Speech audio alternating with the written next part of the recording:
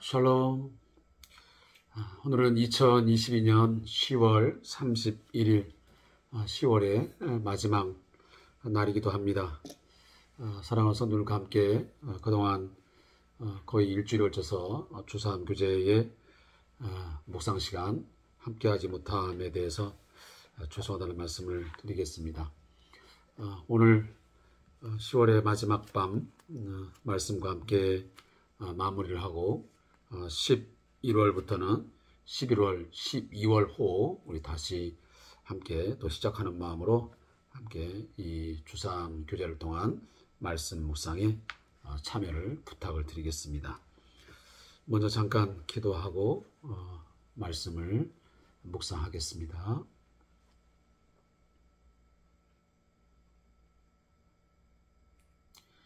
하나님의 말씀을 통해서 우리의 삶의 방향들을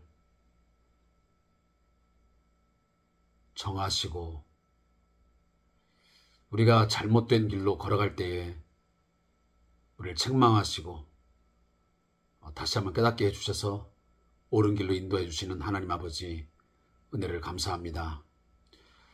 주께서 말씀을 허락지 아니하시면, 주께서 말씀을 깨닫게 아니하게 하시면 우리는 옳은 길로 걸어갈 수 없고 의의 길을 걸어갈 수 없는 연약하고 부족한 종들입니다. 하나님, 늘 넘어지고 또 자빠지고 실수와 실패가 있는 우리의 삶이지만 그 하나님 매 순간마다 하나님을 신뢰하고 하나님을 향하여 부르짖습니다. 도와주시옵소서. 저희를 강권하여 늘 주께서 원하시는 삶의 방향으로 이끌어 주시기를 간절히 간구합니다. 주님, 이 밤에도 주의 말씀 앞에 또 주의 말씀의 거울 앞에 우리의 자신을 세워주시니 감사합니다. 오늘도 말씀의 거울을 통해서 우리의 모든 속마음, 우리의 내면의 세계를 들여다볼 수 있게 하시고 철저히 회개하며 다시 하나님 앞에서의 심령의 결단과 결심을 새롭게 하는 복 있는 시간 되도록 하나님 인도하여 주시옵소서. 10월의 마지막 날 잘 마무리하게 하시고 11월, 12월 또 하나님께서 이제 한 해의 마무리가 될 터인데 그 두 달을 통해서 더욱더 우리 자신들이 세웠던 한 해의 목표, 하나님 앞에서의 어떤 계획들을 잘 이루어갈 수 있도록 순간순간 도우시고 함께하여 주시옵소서. 예수님의 이름으로 기도하옵나이다. 아멘. 오늘 함께 묵상할 하나님 말씀은 이사야 64장 1절부터 12절까지의 말씀을 함께 읽고 묵상하도록 하겠습니다. 이사야 64장 1절부터 12절까지의 말씀입니다.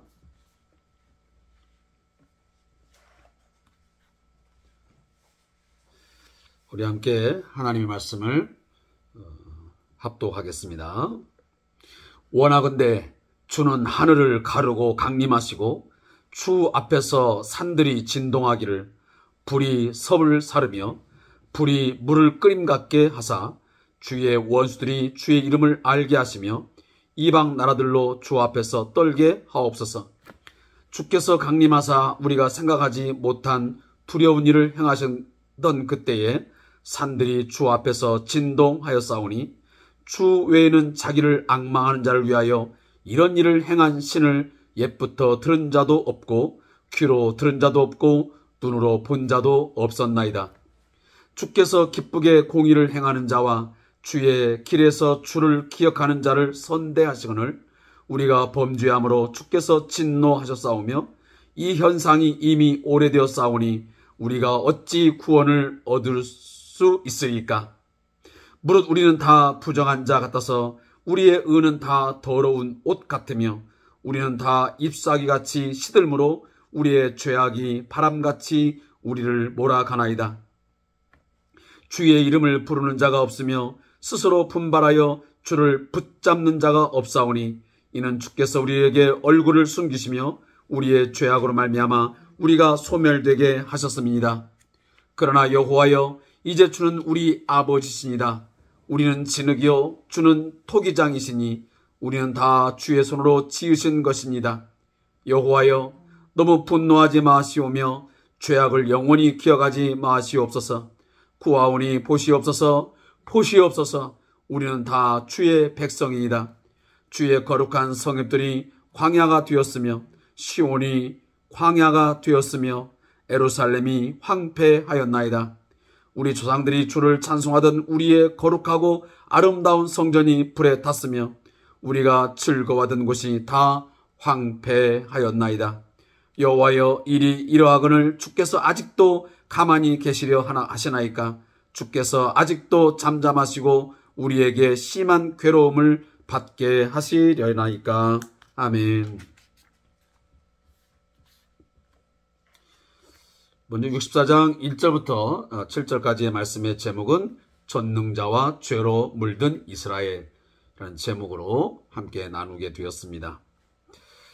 본문의 내용을 잠깐 요약해서 들리겠습니다. 이사야의 이스라엘을 위한 기도의 내용입니다. 하나님만이 유일하신 참 신이시고 인간이 생각하지 못한 일을 행하심을 찬양하며 열방이 이러한 하나님 앞에 떨게 하실 것을 기도하고 있습니다.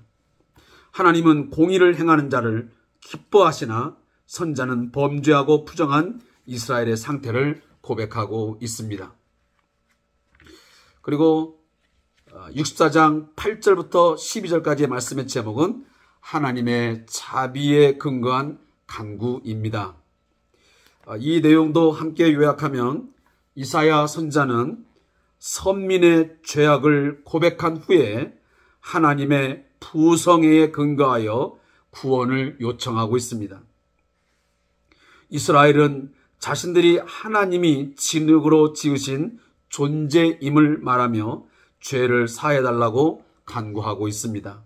거룩한 성읍들과 예루살렘의 황폐함을 보시고 더 이상 잠잠하지 않으시기를 적극적으로 구하는 내용입니다.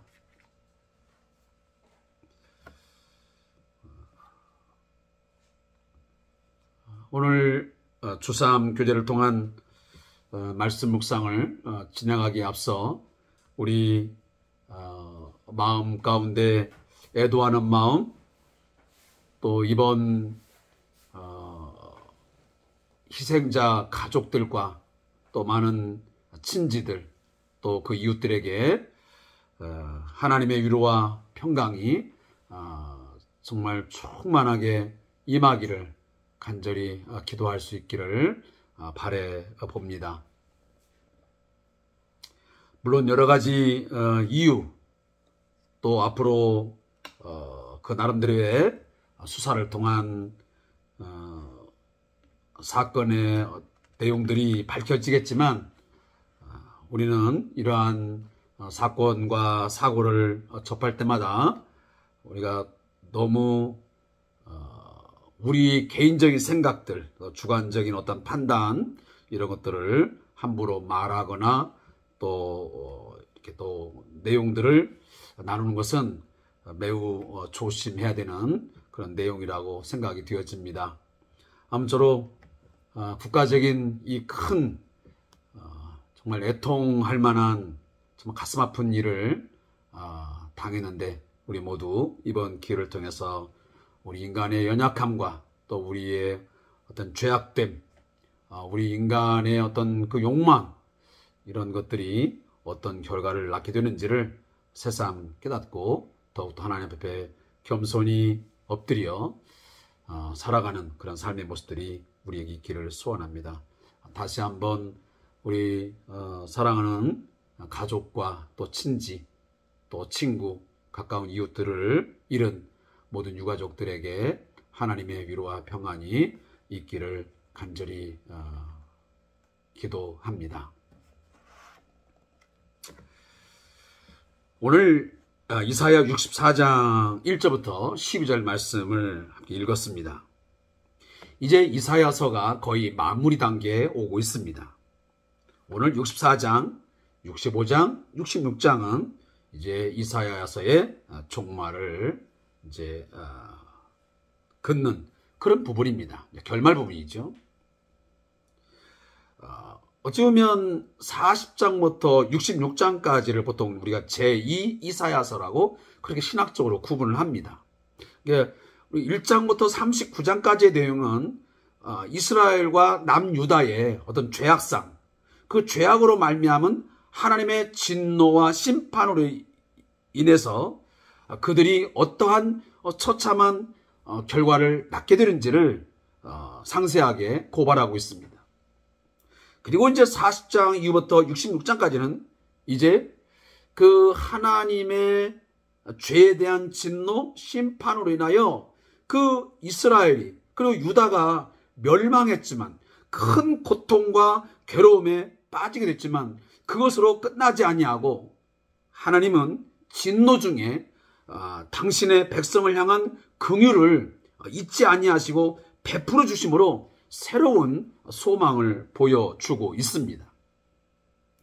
비록 그들이 죄악으로 말미암아 특히나 우상 숭배로 말미암아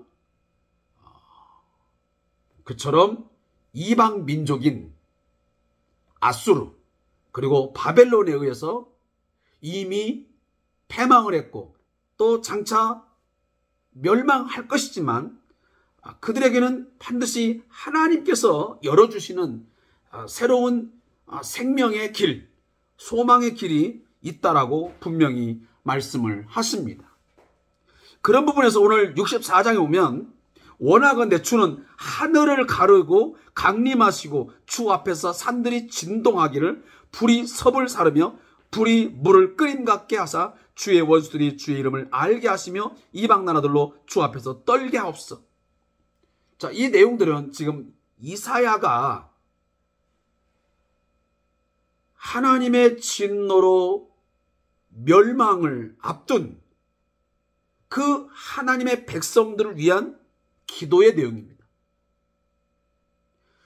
이사야서는 특히 이 이사야는 이 기도문 가운데 하나님의 신현, 이 말이 좀 어려운 말이 될 수 있습니다. 이거 신학적 용어니까 신현이란 말은 하나님 신자에다가 나타날 현자죠. 그러니까 하나님의 나타나심. 우리가 좀 더 쉽게 말하면 하나님의 임재죠. 하나님께서 당신의 백성들 가운데 나타나시고 임재해 주셔서 뭔가 그들에게 구원의 은혜를 베풀어 주시기를, 사죄의 은총을 베풀어 주셔서 살 길을 열어달라고 하는 그런 간절한 간구가 오늘 본문에 들어가 있습니다. 특히 1절 그리고 3절에 보면 강림하시고 강림하시고라는 말이 두 번 반복되고 있습니다.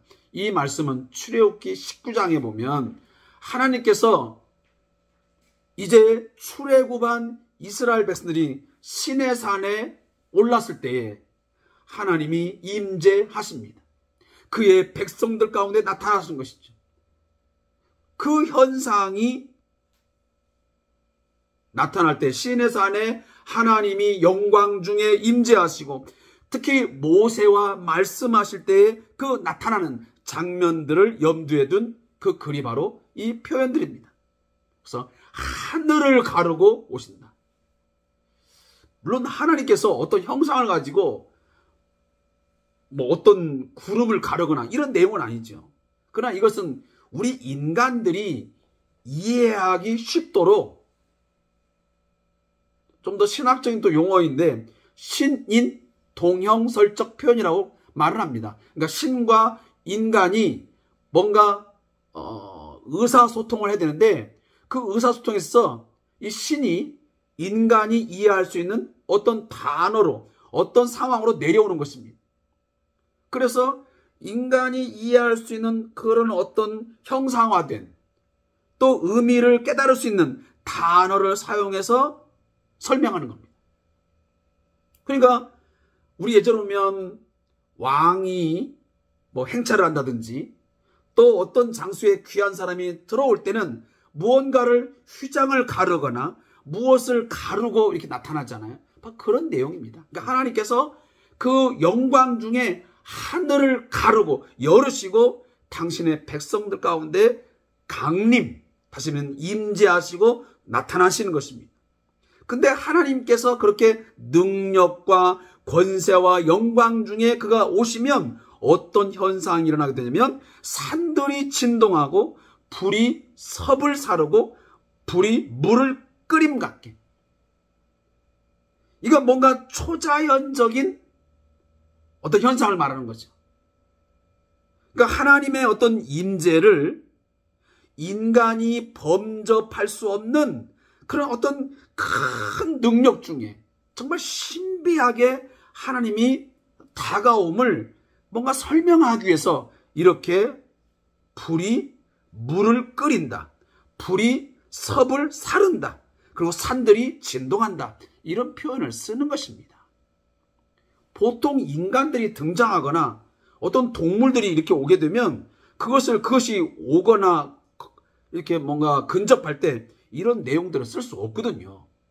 그러니까 뭔가 권세와 능력과 영광이 그 인간의 그 어떤 것과도 비교할 수 없는 정말 초월적인 그런 능력의 어떤 분이 임재함을 나타나기 위해서 이런 표현들을 쓰는 것입니다.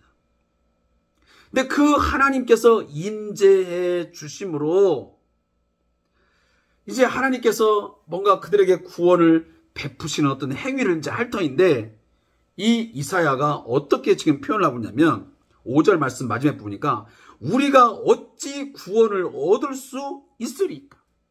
자, 하나님께서 이처럼 큰 능력과 거룩한 존재로서 정말 초월적인 존재로서 인간에게 찾아오시고 인간에게 오늘 신현 나타나시는데 우리 인간은 너무도 범죄를 많이 하여 오늘 본문에 보니까 6절 말씀에 보면 무릇 우리는 다 부정한 자 같아서 우리의 의는 다 더러운 옷 같으며 우리는 다 잎사귀같이 시들음으로 우리의 죄악이 바람같이 우리를 몰아가나이다.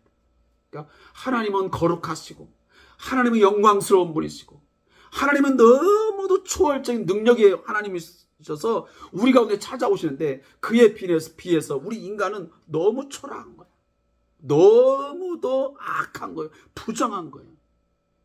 여러분 알다시피 거룩하신 하나님과 이 부정한 인간이 서로 대면한다. 서로 만난다. 상상도 못하는 일이에요. 결국은 부정한 인간이 거룩한 하나님을 만나면 결국은 부정한 인간은 죽을 수밖에 없어요. 그래서 직접적으로 하나님을 만날 수가 없는 거예요. 오늘 지금 이사야는 바로 그런 내용을 말하고 있는 거예요. 하나님은 이처럼 위대하고 초월적인 존재이고 강하고 위대한 분인데 우리 인간은 이미 하나님의 진노로 말미암아 그 진노 가운데 있는데 우리가 어찌 구원을 얻을 수 있겠습니까? 우리의 모습을 보니 다 부정했고 우리가 조금 잘했다는 거 아무리 잡아도 다 더러운 옷 같고 죄악이 바람같이 우리를 몰아가고 주의 이름을 부르는 자가 하나도 없고 스스로 분발하여 주를 붙잡는 자도 없고 전혀 가망성이 없습니다. 구원을 받을 수 있는 그런 가망성이 전혀 안 보인다는 얘기예요. 그러면서 주께서 우리에게 얼굴을 숨기시며 우리의 죄악으로 말미암아 우리가 소멸되게 하셨습니다. 이사야가 볼 때에 지금 이스라엘의 형편, 상태를 보니 죄악으로 말미암아 하나님 앞에서의 우리의 모습은 다 소멸되게 되어 있어요. 완전히 끝장날 수밖에 없는 상황이 됐단 말이죠. 구원을 얻을 수 있는 여지가 전혀 없어요. 의인은 없나니 하나도 없어요. 전혀 없어요. 아무리 하나님께서 이 이스라엘 백성과 남유다 백성을 구원하려고 하는 그 조그만의 뭔가를 찾아보려고 찾아봐도 전혀 찾을 수가 없는 거예요. 온통 다 머리끝부터 발까지 다 죄악으로 가득 찬 모습을 하고 있었던 것입니다. 자, 그 상황을 이제 이사야가 보면서 8절부터 12절에 보면 하나님의 자비에 근거한 간절한 기도를 하고 있어요. 뭐냐? 하나님, 당신에게 비하여 우리 이스라엘의 백성들, 하나님의 백성들의 모습을 보면 너무도 보잘것없고 쓸모없는 죄악된 인간이 되어 있지만, 이 시간 그래도 이 하나님의 백성들의 구원을 위해서 간구합니다. 그 간구할 수 있는 유일한 근거는 뭐냐면 당신의 자비와 긍휼입니다. 우리의 모습을 보면 전혀 구원받을 수 있는 여지가 전혀 보이지 않고 보잘것없고 반드시 패망하고 다 멸망당해 당연하지만, 다 멸망을 당해야 당연하지만, 그러나 하나님은 우리의 토기장이시고 그리고 우리의 아버지가 아니십니까? 그래서 오늘 8절 보니까 그러나 여호와여 이제 주는 우리 아버지시니다. 우리는 진흙이요 주는 토기장이시다.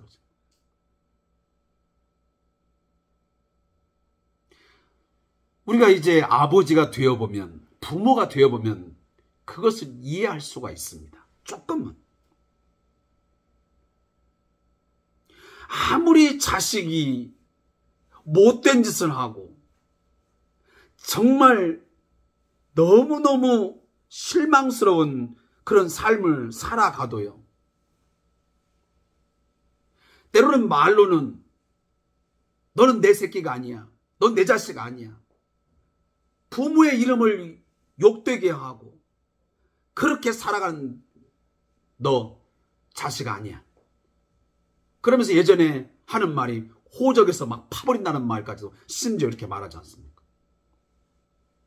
그러나 그것은 사실 너무 실망스럽고 너무 마음 아프고 가슴 아프니까, 물론 그것이 정당한 말은 아니지만 그것을 내뱉는 것에 불과하지, 사실 부모의 속마음은 그것 아니지 않습니까?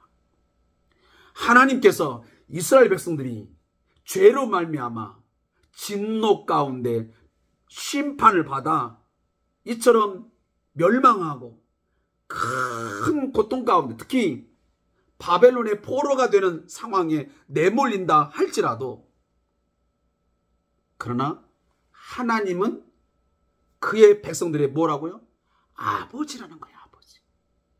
육신의 아버지도 그 자식이 못된 짓을 하고 그렇게 가슴 아프게 해도 그래도 뭔가 자비의 마음, 불쌍히 여기는 마음을 갖고 그 자식이 무릎 꿇어 회개하고 잘못함에 대해서 진실한 고백을 하면 용서해서 받아주시는데, 하물며 하나님은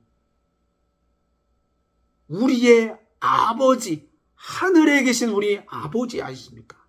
그리고 우리는 진흙에 불과하고 당신은 토기장이가 아니십니까? 우리는 다 주의 손으로 지으심을 받은 그런 존재가 아닙니까? 그러니 당신이 지어주셨고 당신은 우리의 아버지시니 너무 분노하지 마시고 죄악을 영원히 기억하지 마시옵고 제발 보시옵소서, 보시옵소서. 우리는 다 주의 백성이다. 오늘 이사야가 이런 기도를 할 때는 얼마나 간절했겠습니까? 저도 목회자이지만 사실 그런 마음이 참 많거든요. 이 성도 저 성도 떠올리면 때로는 막 신경전도 나고 속이 상하고 정말 때로는 생각하고 싶지도 않고 때로는 기도도 안 나올 것 같고 마음 답답할 때 너무 많습니다. 그럼에도 불구하고 제가 드릴 수 있는 기도가 뭐겠습니까? 하나님, 그래도 아무개 집사님, 아무개 성도, 아무개 권사님, 하나님, 그래도 당신이 그의 아버지가 아니십니까? 하나님, 그 성도, 그 집사님, 그 권사님, 그도 당신의 백성 아니십니까?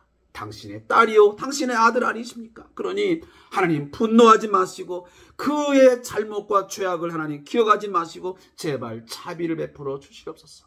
하나님 보시옵소서, 보시옵소서. 그래도 하나님 백성 아닙니까? 이 교회 공동체에 한 소중한 지체가 아닙니까? 제발 하나님 긍휼을 베푸사 그를 돌이키시고 회복시켜 주시옵소서. 그렇게 저도 하나님의 자비를 근거해서 저도 기도하고 있습니다. 오늘 이사야가 바로 그렇게 기도하는 거예요. 하나님, 그의 죄를 보면, 그의 삶을 보면 마땅히 하나님께 매를 맞고 진노를 당하여 때로는 멸망에도 당연하겠지만, 그것도 싸지만 하나님 한 번만 자비를 베풀어 주시옵소서. 불쌍히 여겨 주시옵소서. 분노를 거두어 주시고 하나님의 진노를 거두어 주시고 이 백성 살려 주시옵소서. 그래서 10절 11절에 말해요. 하나님의 이 성읍들이, 예루살렘이 다 황폐화됐습니다. 여러분, 이 말씀은 약 100년 후에 그대로 이루어지는 상황입니다. 그러니까 이사야가 지금 이 기도를 드리고 있는 상황은 아직 남쪽 유다가 바벨론에게 멸망하지 않은 상태입니다. 그러니까 이사야는 이미 다 그것을 내다보고 있는 거예요. 장차 예루살렘이, 그리고 이 이스라엘의 성읍이 어떻게 될 것을 이미 다 내다보고 있는 거예요. 그러면서 하나님, 제발 이 백성 돌아봐 주시옵소서. 뭔가 구원해 주소서 하고 간절히 간구하는 것이죠. 여러분, 저도 주일날 말씀을 드렸습니다. 우리 한국교회, 이 나라 이 민족 지금까지 행한 것 보면 매를 맞아 당연합니다. 한국교회 그동안 해온 여러 가지 잘못된 삶을 보면 지금보다 더한 고난, 여러 가지 일들을 당해도 때로는 할 말이 없습니다. 그러나 우리는 이 교회 공동체를 위해서, 성도를 위해서 기도해야 됩니다. 하나님, 자비를 베풀어 주시옵소서. 긍휼을 베풀어 주시옵소서. 그리고 이 나라와 이 민족을 하나님 구원하여 주시옵소서. 그리고 우리 한국교회 하나님 돌이키사 다시 하나님 앞에 서게 하여 주시옵소서. 우리의 생각과 우리의 마음과 우리의 삶이 하나님께로 돌이키게 하여 주옵소서. 말씀으로 돌아가게 해 주옵소서. 기도하는 저와 여러분 되시기를 바랍니다. 자, 저자의 묵상을 읽고 이제 기도 시간 마치겠습니다. 기도는 하나님과 대화입니다. 대화는 상대방을 이해하고 파악하는 것이 중요합니다. 성공적인 소통은 내 주장만을 늘어놓는 것이 아니라 상대방의 의중을 고려하면서 해야 합니다. 이러한 기본 전제는 하나님과의 대화인 기도에서도 그대로 적용됩니다. 기도자는 먼저 자신을 파악해야 합니다. 본문에서 이사야서는 자신을 토기장이 앞에 진흙으로 묘사합니다. 이것은 단지 비유가 아니라 전능하신 하나님 앞에서의 인간이 얼마나 비천한 존재인지를 묘사하는 것입니다. 기도자가 먼저 자신을 정확히 파악할 때 올바른 기도가 나옵니다. 세리는 하나님 앞에 나아갈 때 감히 고개를 들지 못하고 죄인임을 고백하며 의롭다함을 받았습니다. 또한 기도자는 하나님께 나아갈 때 감히 고개를 들지 못하고 죄인임을 고백하며 의롭다함을 받을 수 있습니다. 또한 기도자는 하나님이 어떤 분이신지를 알고 기도해야 합니다. 본문에서 하나님은 아버지, 토기장이로 기록하고 있습니다. 그분은 기도자는 하나님이 어떤 분인지를 알고 기도해야 합니다. 본문에서 하나님은, 제가 좀 두 번 읽겠습니다. 아버지 토기장이로 기도합니다. 그분은 우리를 지으신 분이십니다. 그래서 크게 분을 내지 않으시며 노를 영원히 품지 않으십니다. 선자는 이런 하나님을 알기에 강하게 구원을 요청합니다. 성공적인 기도는 나와 하나님에 대한 올바른 이해에서 출발해야 합니다. 자, 아마 이 주삼 교제를 집필하신 우리 목사님은 아마 이 내용이 있어 아마 이사야와 하나님과의 어떤 그 관계 설정, 또 하나님 앞에서의 그 자신의 모습을 올바로 인식해야 된다라는 초점에서 이 저자의 묵상을 기록한 것 같습니다. 아무쪼록 제가 오늘 여러분에게 드린 말씀 마음에 잘 새기시고 우리 나라와 민족을 위해서, 우리 한국교회를 위해서 하나님의 자비를 구하며 간절히 기도하는 저와 여러분 되시기를 부탁을 드리겠습니다.